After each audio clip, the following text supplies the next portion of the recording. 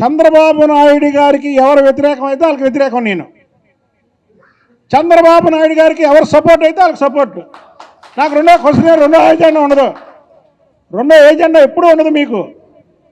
అవాళ కేసీఆర్ నాని మీదన్నా సరే చంద్రబాబు గారికి వ్యతిరేకంగా ఉన్నారని వ్యతిరేకంగా ఉన్నా. నా ఏజెండా ఒకటే, చంద్రబాబు నాయుడు గారికి ఫేవర్గా ఉన్న వాళ్ళకి నేను ఫేవరు, చంద్రబాబు గారికి వ్యతిరేకం ఎవరు? జగన్మోహన్ రెడ్డి అంటే బ్యాచ్, వాళ్ళకి నేను వ్యతిరేకం అని ఎవరికి వ్యతిరేకం కాదు. నేను అందరిని ప్రేమించే మనిషిని, ఒక బీసీని, విజయవాడ నగరంలో ఒక బీసీని ఇంత పైకి తీసుకొచ్చిన వ్యక్తి ఎవరయ్యా అంటే చంద్రబాబు నాయుడు గారే. అంతకుముందు బీసీ నాయకత్వం లేదు విజయవాడ సిటీకి. బీసీ, ఎస్సీ, ఎస్టీ, మైనారిటీ ఇక్కడ చూడండి, అందరూ చూడండి, అందరూ అన్ని కులాలు ఉన్నాయి ఇక్కడ. కాబట్టి మా మీద ఏర్చుతో కొంతమంది అలాంటి రాసినా సరే దయచేసి నాకైతే ఎవరితో గొడవలు ఉండవు. సుజనా చౌదరి గారు కూడా చాలా ఇబ్బంది, ఇదేంటి మన మీద చక్కగా అన్నీ మాట్లాడుకుంటే డెవలప్మెంట్ల గురించి ఇలా రాశారు. ఆ పాపకేమో నేను అంత సహాయం చేస్తానంటే, ఇప్పుడే మీరే అన్నారు కదా చంద్రబాబు గారికి కూడా భుజం మీద వేసుకొని అతను పనిచేసినట్టు, అతను పోటీ చేసినట్టు పనిచేసి గెలిపించారండి అని చెప్పడం ఇవన్నీ తప్పు. కాబట్టి మీరు దయచేసి ఇలాంటి వార్తలు రాకండి. ఇంకోటి ఏంటంటే చిత్తూరు వీరప్పన్న మాత్రం వదిలే ప్రసక్తే లేదు. చిత్తూరు వీరప్పన్నది మేము సిఐడికి ఇవ్వమని రేపే డీజీపీకి నేను లేఖ రాస్తా.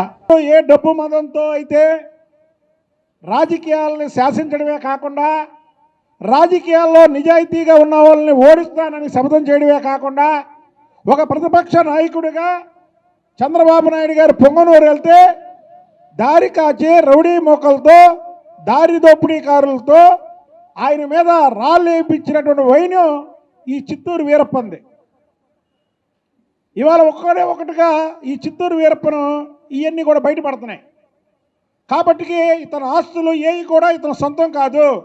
ఈడీ ఎమ్మెల్యే అతని ఆస్తుల మీద, అతని మీద ఇచ్చినటువంటి ప్రజా ఫిర్యాదులు ఏవైతే ఉన్నాయో వాటిని సుమోటోగా తీసుకొని ఈడీ ఈ చిత్తూరు వీరప్పను ఆస్తులు జప్తు చేయాలి. ఈయన కొన్ని కొన్ని కొన్ని నియోజకవర్గాలు మాత్రం వదిలేశాడు. ఏదంటే చంద్రగిరి చెవిరెడ్డి భాస్కర్ రెడ్డికి, తిరుపతి భువన కరుణాకర్ రెడ్డికి, నగిరి రోజాకి, ఈ ముగ్గురికి వదిలేసి మిగతా మొత్తం దోచుకున్నాడు.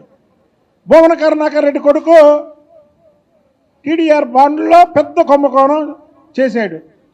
ఇక చెవిరెడ్డి భాస్కర్ రెడ్డి కొడుకు గురించి చెప్పాలంటే అంతే లేదు. అక్కడ నాని మీద దాడి చేసి ఆడిని చంపపోవడమే కాకుండా మళ్ళీ అతని మీదే తిరిగి కేసు పెట్టినటువంటి వైను.